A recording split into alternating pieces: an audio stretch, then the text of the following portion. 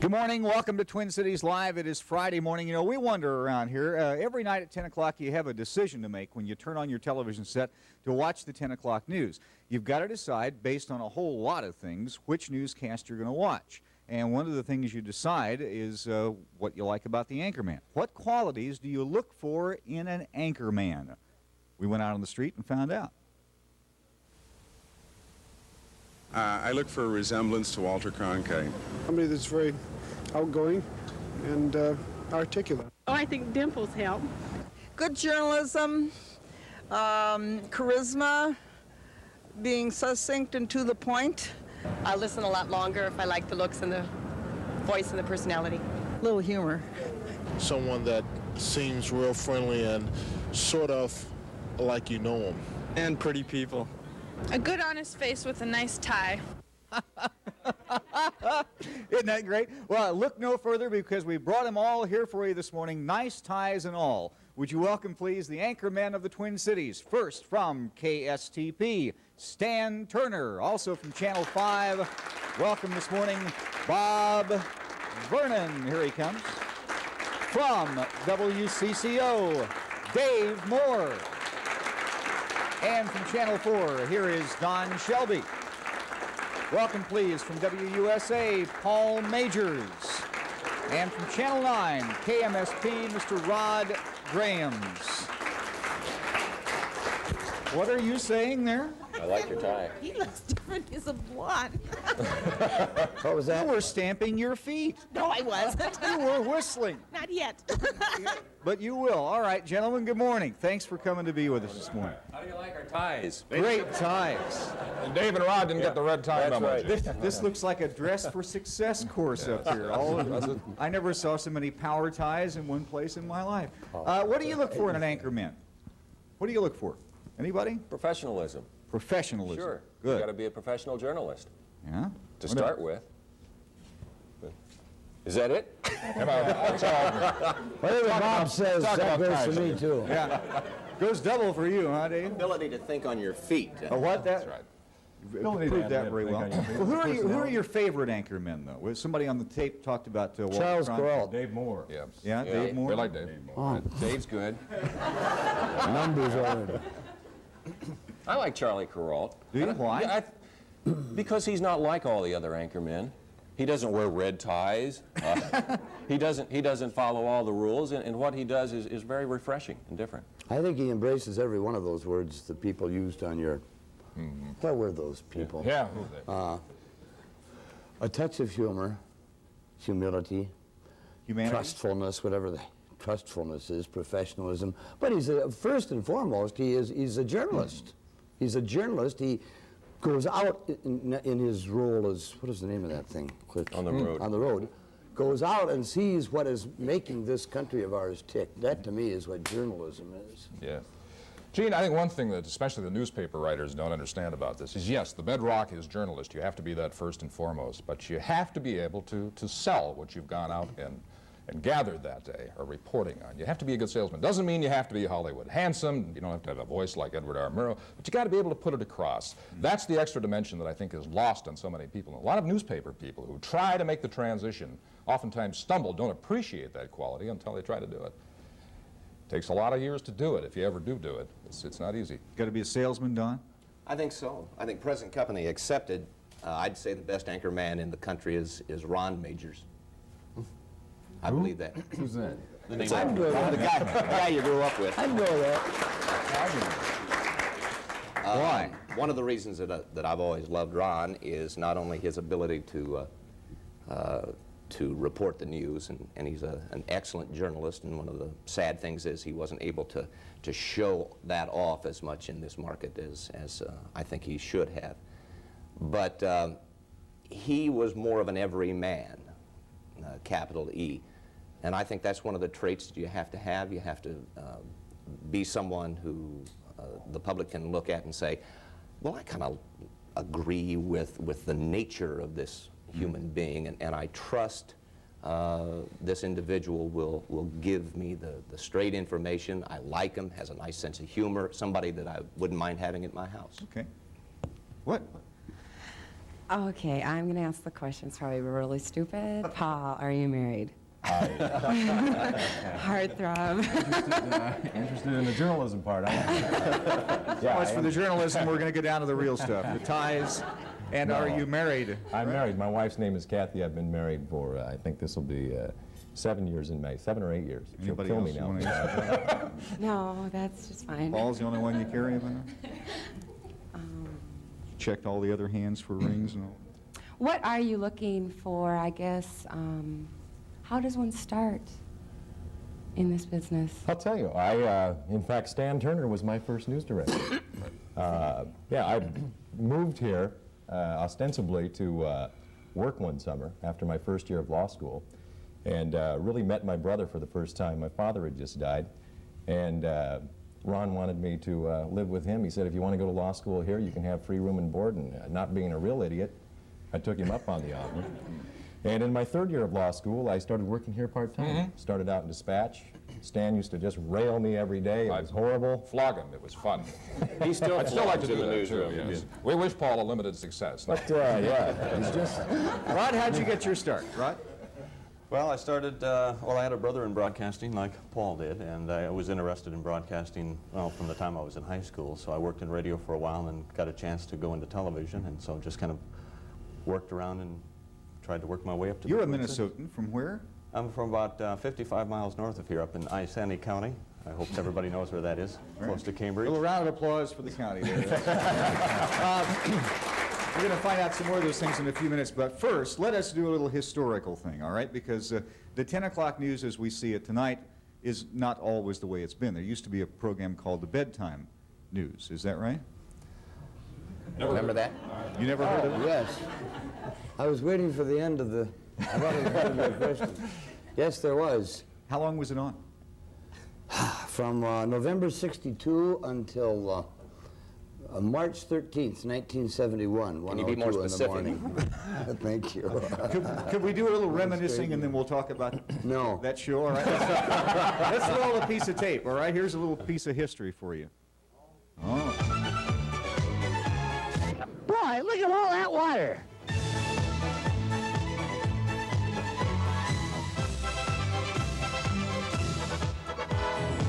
And now the Bedtime News with Dave Moore, brought to you by the Sealy Mattress Company. What people are watching? The people watching to find out what you have to do to get the 3 free sheets they get when they buy what you're going to tell them what to buy to get the 3 free sheets. Buy what? Buy the 3 free sheets. Well, if the 3 free sheets are free, why do you have to buy them? Don't buy them. Look. Our news department dug right down to the bottom of the barrel and gave me a reporting assignment. They said when you talk to those people at the nudist club, be sure to look them in the eye. And for heaven's sake, don't be self-conscious. They're people too, you know, and I thought we handled ourselves pretty well, composed and calm. That's all, folks.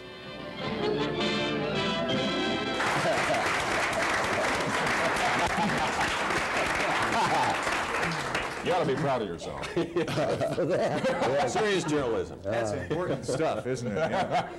Yeah, that was an interesting situation. I wonder if I should tell that little anecdote about... I guess sure. I'll You not. better. Oh, go ahead. It's all right. We had a very bright young photographer with us. Dave McCullough was the photographer on that particular shoot when we were assigned the nudist colony. It was in, I can never think of it, in Anoka. No, in Anoka County. It's been there for years and years and years. And driving back, we were, to say the least, rather uncomfortable at first going out there, but driving back, McCullough said to me, wow.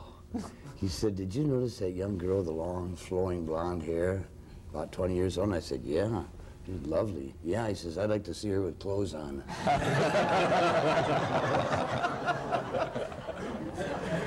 I wonder, could there be ever again a Dave Moore?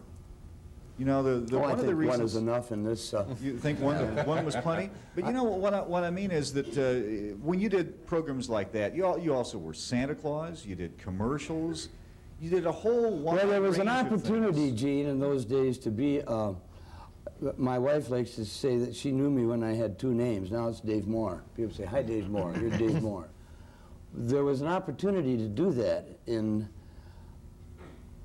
although the Santa Claus things were done recently, but back 20, 25 years ago when there was a great deal of live production, that kind of thing going on here. In fact, local stations, this one predominantly, because it was the first one, thrived on that kind of local production. News departments and operations were a debit to the station, were money losers, and the money was made on local production, children's shows, Santa Claus thing, that kind of thing.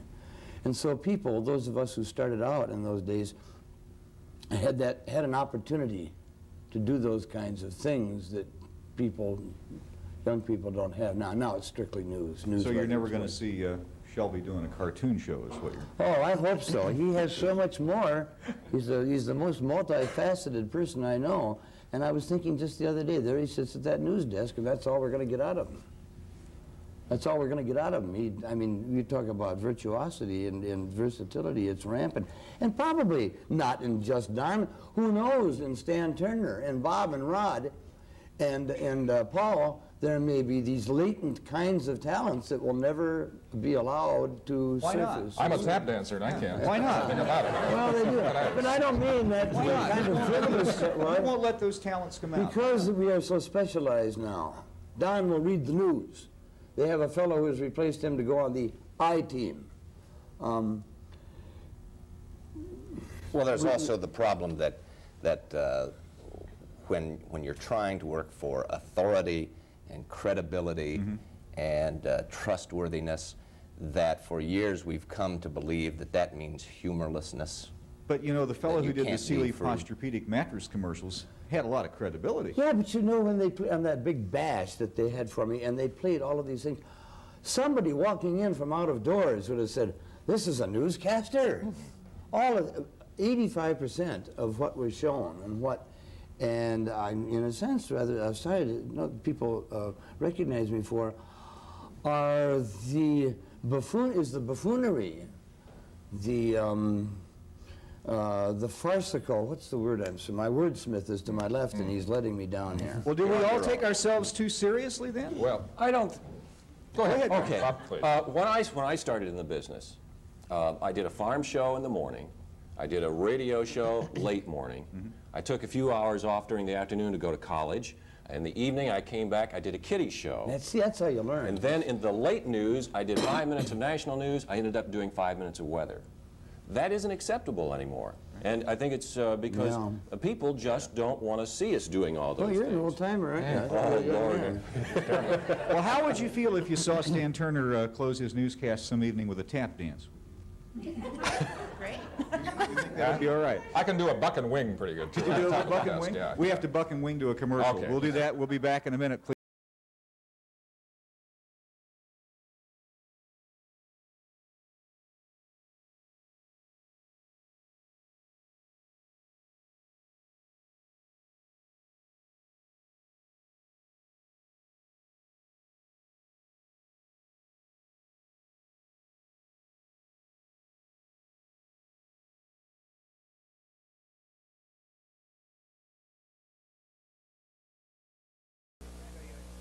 Before we get back to this, I want to tell you and invite you to come to see one of our shows next week because there's a new trend that's starting in America. You know, for a long time, dads have gone into the delivery room when mom was having the baby, and they've helped and been a real part of it. Now there's a big move across the country for the brothers and sisters to go in and be part of the whole delivery process. We're going to talk about that next week on Twin Cities Live. We'll do it on Tuesday morning, and we'd love to have you come be part of the show. Let's put the phone number up there on the screen, 641-1298. 641-1298. I'd love to have you come be part of the audience next Tuesday, right here, Twin Cities Live.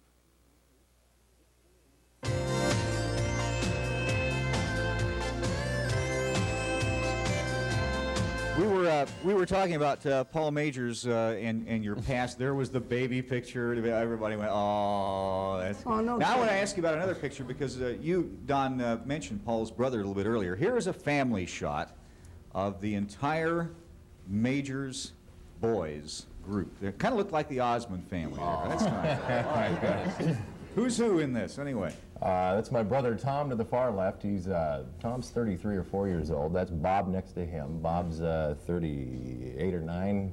That's me on Ron's knee. And Ron's to the far right. My sister's not in the picture for some reason. Well, neither is Ron. Well, that's Ron far right. Yeah. That's Ron actually wearing a watch there. I wonder where he got that. Tell me about those kids growing up. Great family. Stan, you know Ron well. I do. Well-adjusted guy. All my brothers are good people. My sister's very fine.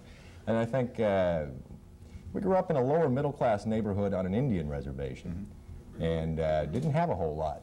But frankly, when you don't have a whole lot, you don't know you don't have a whole lot. Yeah. And thank God we had real good parents. I'm very proud of my parents. I would not exchange them for another set of human beings in the world. How do your parents feel about the lines of work that you and your brother have gotten into? Well, I think because I have a law degree, I think my mother may have been somewhat disappointed At least you have something to fall back on. that I didn't practice law. Yeah. Unfortunately, I can't tap dance. So. But I think she wanted me to maybe be a lawyer. But no doubt, I think she's proud of all of us. Any of you catch any flack from parents or brothers or sisters for In-laws. What? In-laws. In-laws? My wife's family is from Lancaster, Pennsylvania, Dutch country.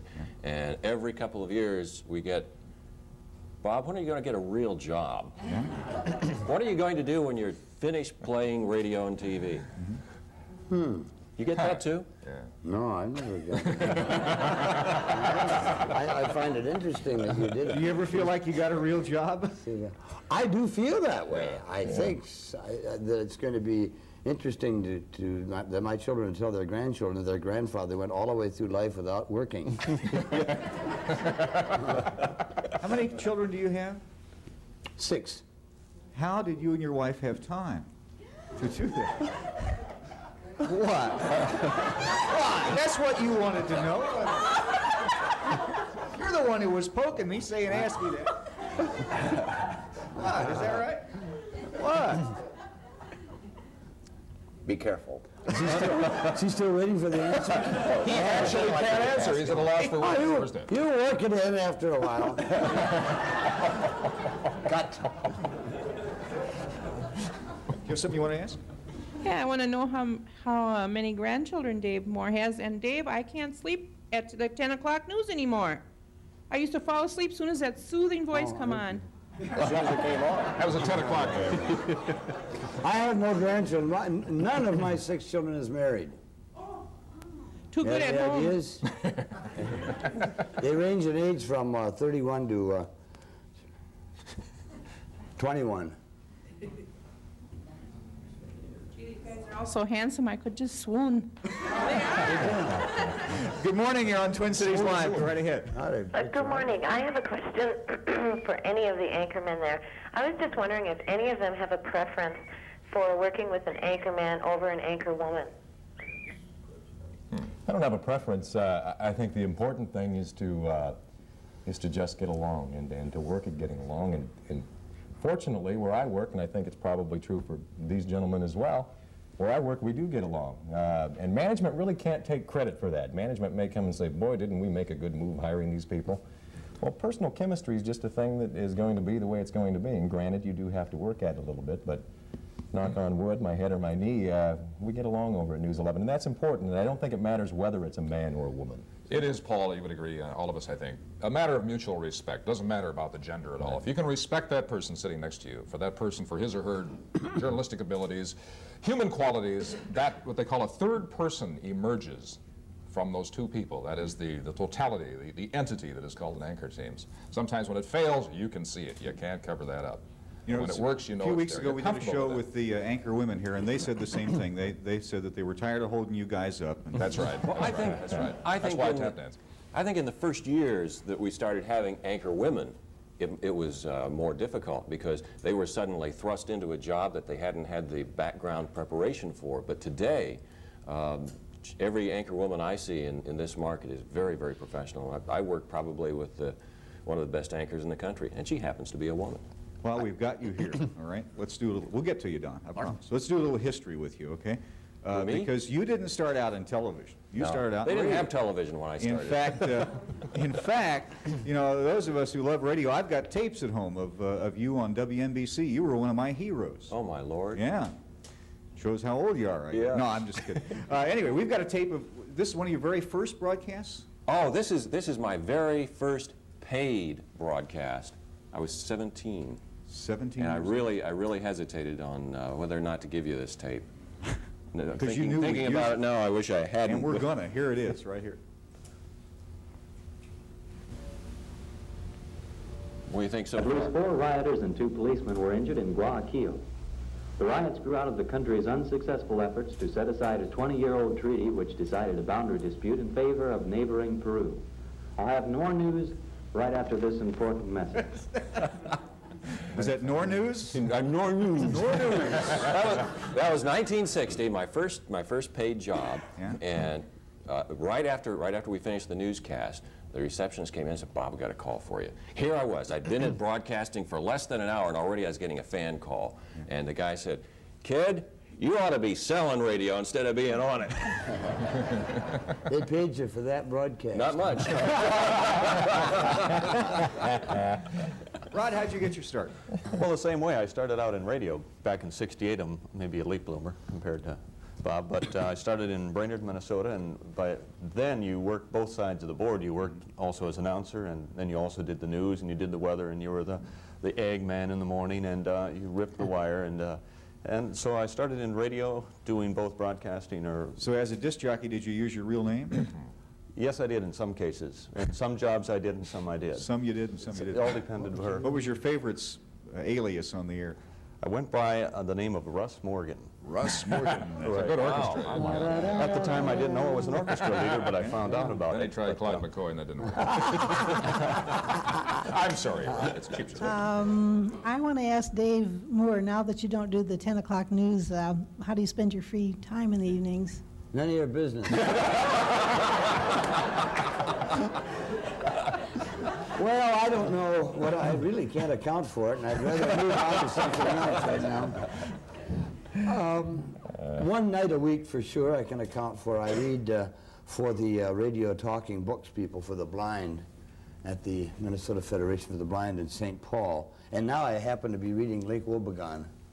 An interesting thing happened. I was over there, the Garrison Keeler called, and I heard the lady in charge say, "Oh, that's too bad. Oh, gosh, well, we'll miss you. Okay, thank you anyway." That was, I've been standing there. That was Garrison Keeler.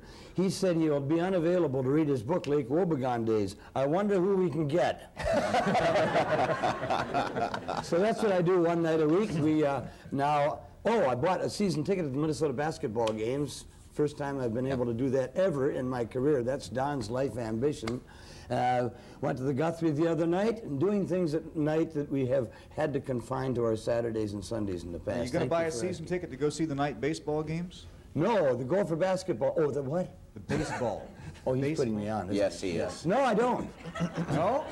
This summer I went to several baseball games all around the country. How many cities did you go? Well, let's see. Philadelphia, Baltimore. Thank you for asking. Washington, New York, and Chicago. But you still don't go to... No, it makes me ill, Gene. I've become physically ill. Why? I don't know. I'm built that way, and I'm old and not feeling very well, I guess. It does, because of the years of exposure to the lovely ambience of outdoor baseball. I thought it was a gag when they built the dome, and Dave would be on the air saying something atrocious about the dome. But it's not a gag at all. He feels it in his heart. He does not want to be inside for a baseball game and will travel thousands and thousands of miles to watch one out of doors. Oh, not just that. We visit friends in cities, too. No, I don't thought it lie was like that. attractable. You go there, and then while you're there for the game, you figure out a reason to see friends. Well, that's enough. I thought originally, Gene, I thought the plan was for a tractable dome. I think many of us did. And we were quite shocked to find out subsequently that it's a collapsible sometimes. Yeah, it is. Yeah, inadvertently. Where do you all see the future of the industry going as far as television journalism is concerned? The style, what? Right you see into the down road? computer, I think. Yeah, 5 years ago, it was hard to see what was coming, what we have today as far as equipment goes. If you would have said 5 years ago or even 10 years ago we would have had the electronic equipment that we're using today, it would have been kind of hard to believe. So it's kind of hard to really estimate where we're going to be 5 years from now as far as capabilities and the equipment. Well, I've lost People will be mine. the I same. said 15 years ago, in 15 years, we would no longer see what we know as the studio anchorman.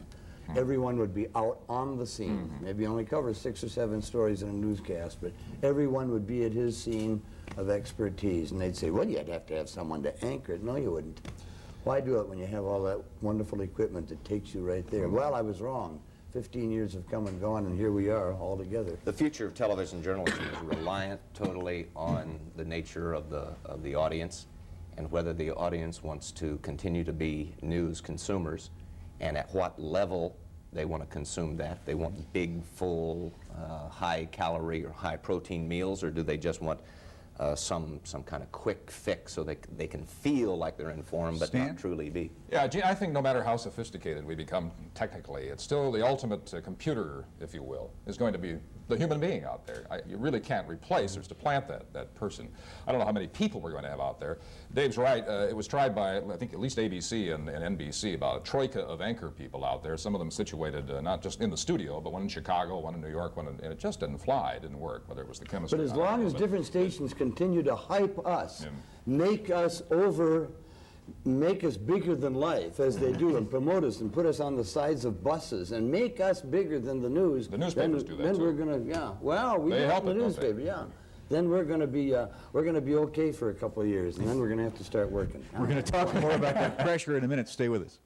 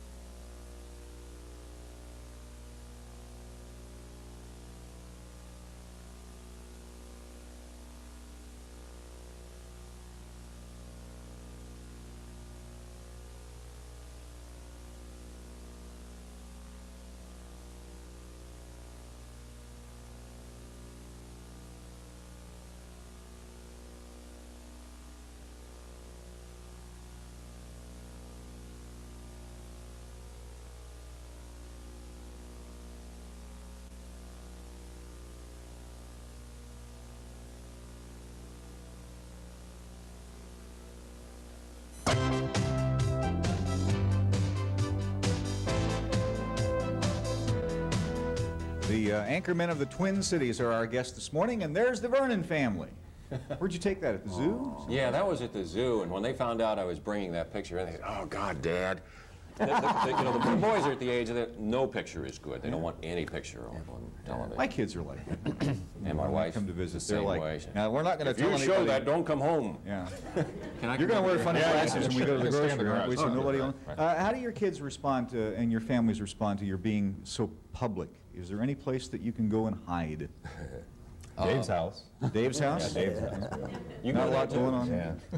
We have a collection there, yeah. My daughter, I hope she's proud of what I try to do for a living, but she tries to hide. They call her Stanley at school, Yeah. and she takes a lot of flack about it, but I think underneath it all, she's happy. She's a frequent visitor down here. She used to accompany me on Friday nights. It was a ritual, but she likes it, but the true test of it is she doesn't want to get into journalism. She's not sure what she wants to do, but she knows one thing, what she doesn't want to do. And I think it's because not the people have treated us so nicely. 99% of people, I think we'll all agree, are really, truly nice people, especially in this part of the country. Every once in a while, she feels it's a bit much, just the teasing that she takes at school. Yeah, because kids will do that kind of Yeah. stuff. Don, how about your kids? They're very young. They think everybody's parent is on TV. They think that's what older people do for a living because, you know, our friends happen to be primarily from television, so the kids see Uncle Nim, Dave Nimmer, come over to the house, he's on TV. Pat is a close friend of ours, so Pat is on TV. Ralph, John, Fritz, Dave. They probably so wonder about people who everybody's aren't on on TV. TV. It's not unusual, but my wife is the type of person who has made a decision about her life that she wants to be very clear about why people like her and why people want to be associated with her, and she wants to be very sure that it's because of her own capacities, abilities, and personality as opposed to being related to someone who's on TV. So she chooses to be anonymous as it relates to our relationship. Dave, She doesn't somebody let told me that anyone your know. wife was that way too. More than his. Probably. Yeah, it's very secretive. No, oh heavens, no, not secretive. But I think she does enjoy herself when I'm not when I'm not around at parties and so forth. If she has she developed a facility for being very comfortable at parties that I could not attend because I'm working. She'd go at 9 o'clock, something like that. Many parties by herself. And then when I pulled up at 10:30, 11 o'clock, and it's hard to say this in something that sounds like a modest manner, but all of the attention gravitates to you when you come into the room. I'm sure that each of these gentlemen, they all want to talk television. That's what she objects to. But she doesn't say, I'm Mrs. Dave Moore. Oh, are you kidding? Yeah, yeah, right. You know how we solve that problem? The way we solve that problem, my middle name is Vernon. No one will ever know my last name. Sure they will. We've got it right down here. Good morning. You're on Twin Cities Live. Go right ahead. There goes my Dalrymple. Good morning. Good morning. I'd like to just, first of all, comment that I enjoy seeing the camaraderie between the anchor people. And secondly, I'd like them to address the competition both within their own stations for the different positions on TV and also between the stations that they're representing. A lot of competition these days. Oh, yeah. We're all very competitive people, or we wouldn't be in this racket. Tougher than it used to be 5 years ago. Yeah, they made us check our guns at the door today. Yeah, that's right. Right.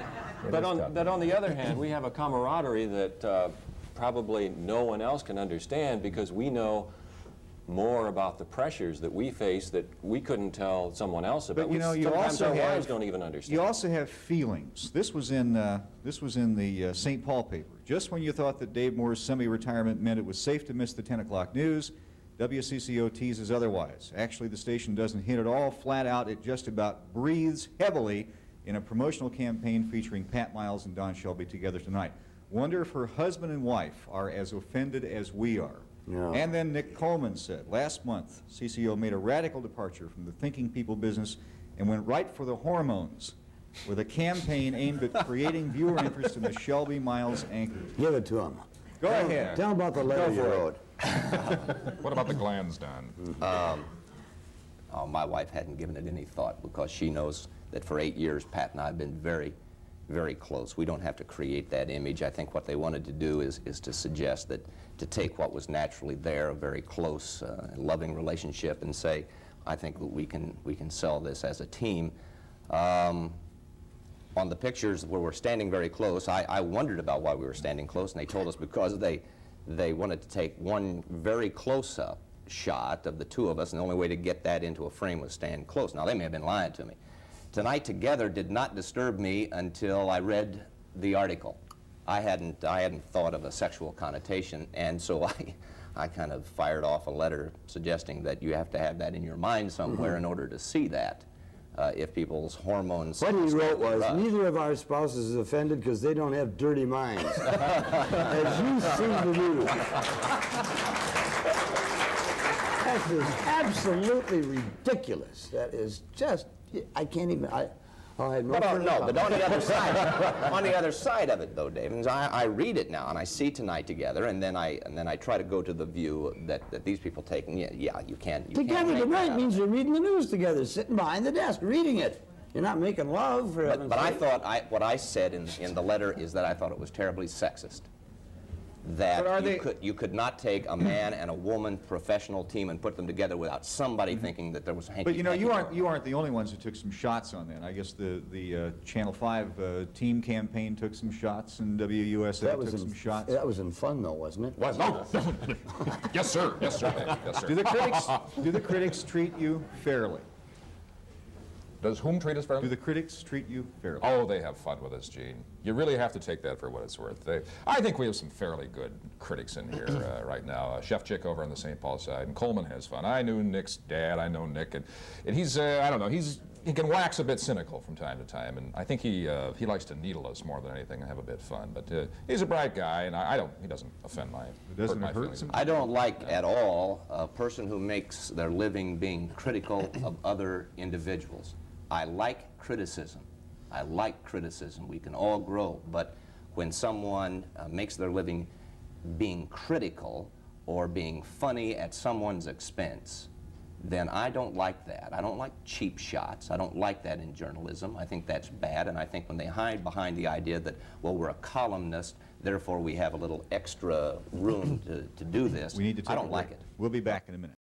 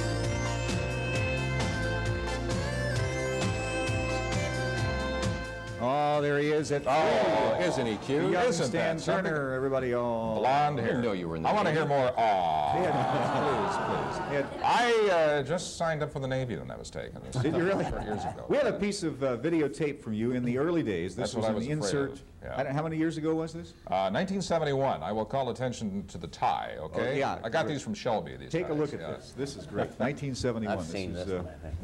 The federal government seems very pleased with the results of a special Upper Midwest test project aimed at weeding out wild marijuana.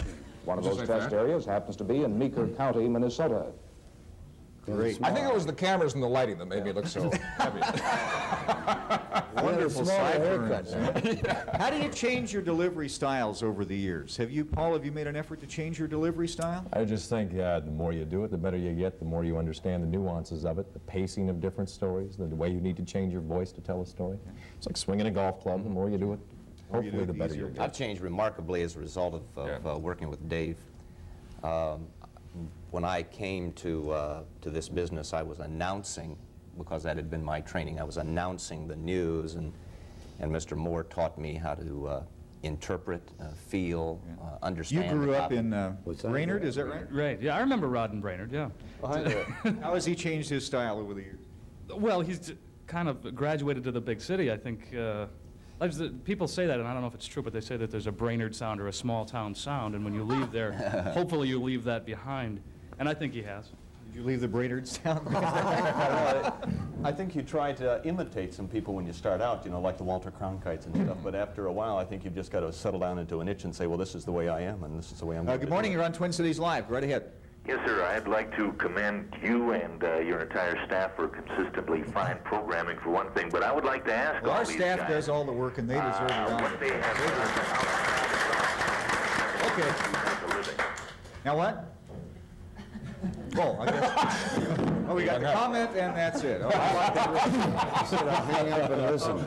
I'd like to ask Paul Majors, I've heard some criticism about Channel 11's news being more of a people magazine format, not a hardcore news format. Personally, I like it, and I especially like 20 Minutes After 5 with Audrey McShane. Don't lose her. All She right. makes 4 lonely people very happy at our house. You know, you just said some people have called it a people magazine. I haven't figured out who these people are, to tell you the truth.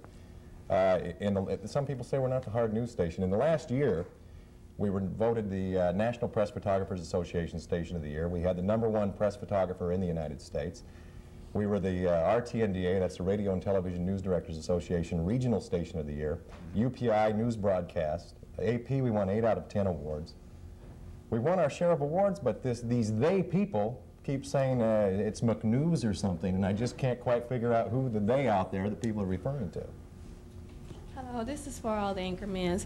But I would like to know, when you're delivering a dramatic story that can be quite emotional, how do you stay objective about the story without giving your own opinions or being, you know, kind of sad about it or something? It's a very difficult thing to do. You can't divorce your feelings from the story. You see, we're supposed to be impartial and objective.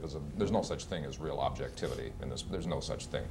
I think it's perfectly acceptable to show your emotions on occasion. I mean, when firemen are carrying the bodies of five kids out of a burnt-out apartment building, are you going to sit there and read like a wooden Indian, you know, just straight ahead without even...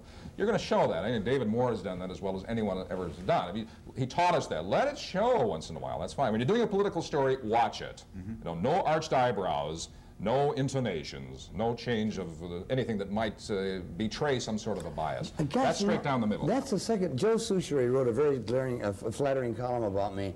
And it's the best thing that's ever been written about me, but he said that I show emotion or my voice drops in a melodramatic story. I don't think it does. God, I've been working 28 years to keep from doing that. We'll be back. Stay right there. We'll be right back.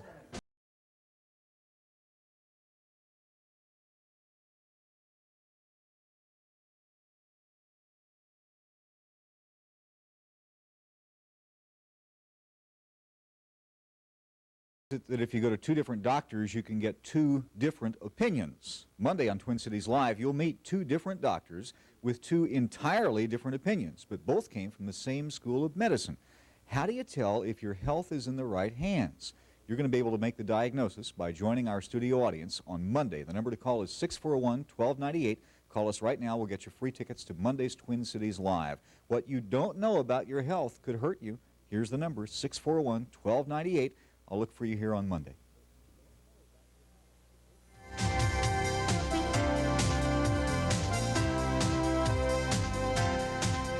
And now, Dave Moore.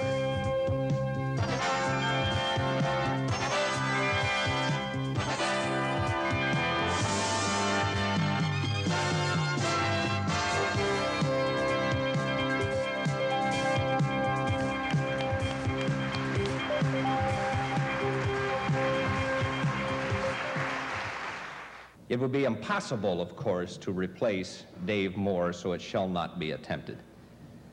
But what I will do, though, Dave, I will attempt to be the gentleman, the consummate professional, the friend that you have been to the viewers here in Minneapolis.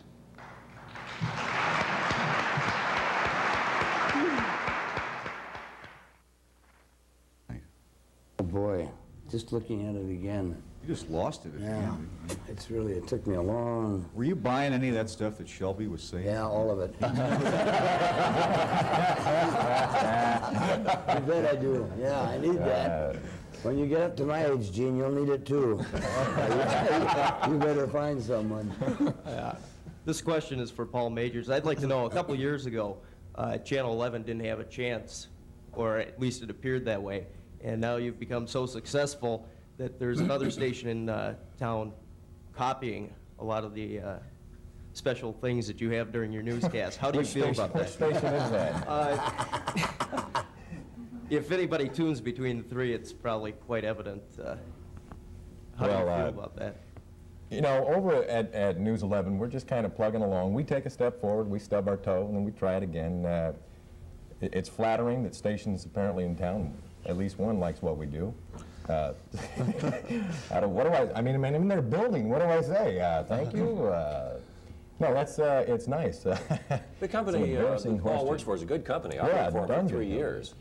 Matter of fact, Kirby found me when I was working in Youngstown, Ohio, and said, "Geez, you're pretty good, but I don't have an opening for you. But I'm going to give you or give your tape to my boss." And I ended up working at a Gannett station. They're a good company, and that's terrific because we have 3 good stations in this market. Only the viewers can profit from that. Stan, it wasn't always that way, was it? Well, no. I'll tell you what. Really, the distinction now is that we have mismanners and they don't. And I think they're doggone and they'll never get her. You talk about copycat, you're going to see some manifestation, some sort of form of mismanners coming soon. You have a question? Yes, this dates me quite a little bit, but every profession seems to have someone out there who's anxious to play upon the comedy part of their profession. This dates me way back, so we're going back to the Mary Tyler Moore Show, and I'd like to have you gentlemen comment about Ted Baxter. Oh, he's fun. Well, he's fun. Sure.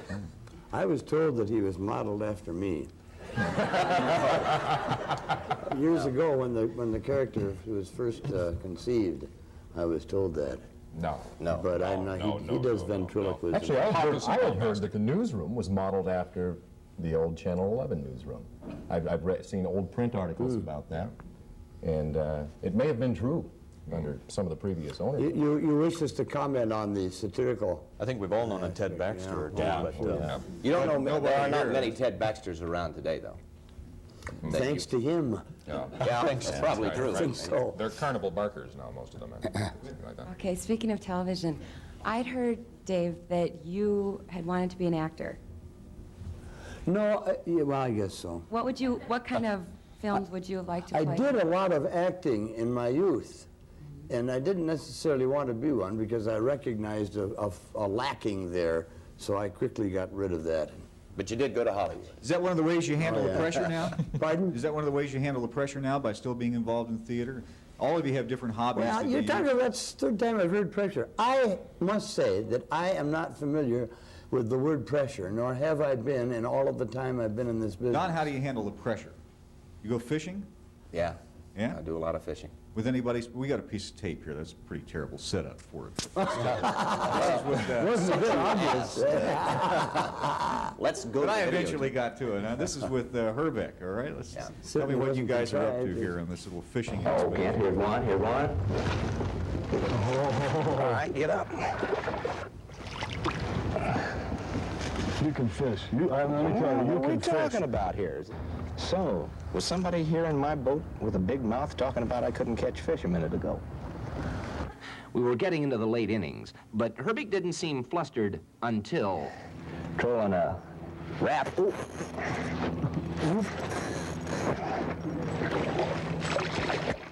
Well, get your pencils ready. Here's how it ended up after a couple of extra inning casts. Herbie bagged a sacrifice snake.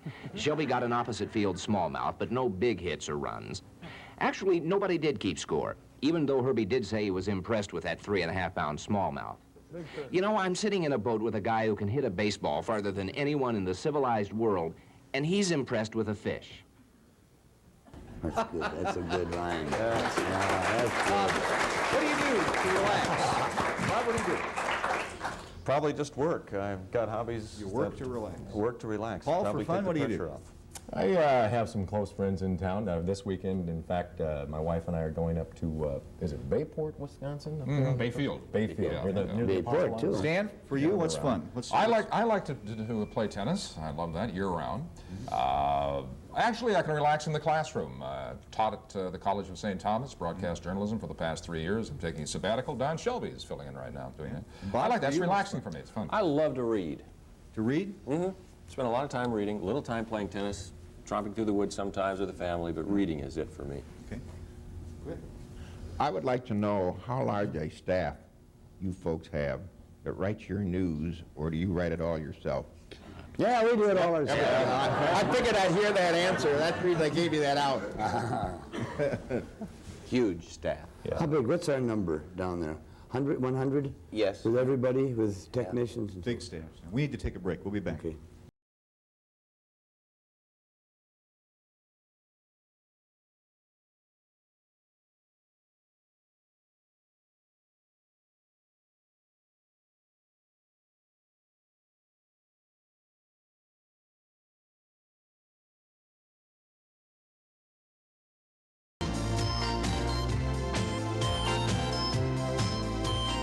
Well, we only have less than a minute left. So what do you tell people now in your broadcast journalism classes who want to grow up and be just like Dave Moore or Don Shelby or Bob Vernon or anything? Be honest, be real. Yeah. It's a lot of hard work. The glamour isn't there. It's hard work. And don't give up your day job. Get a law degree at Hamlin. That helps. Have something to fall back on in case it doesn't work out. Paul? Learn to type would be a good one. Yes, that's right. It's a lot of That's fun, but there are a exactly lot right. of people that can't type. That's Be exactly computer right. literate, Gene. A lot of work. Yes, yes. You've all been a treat this morning. Thank you for Thank coming you. to be with us. Thank you. Very Thank much. you. We appreciate it.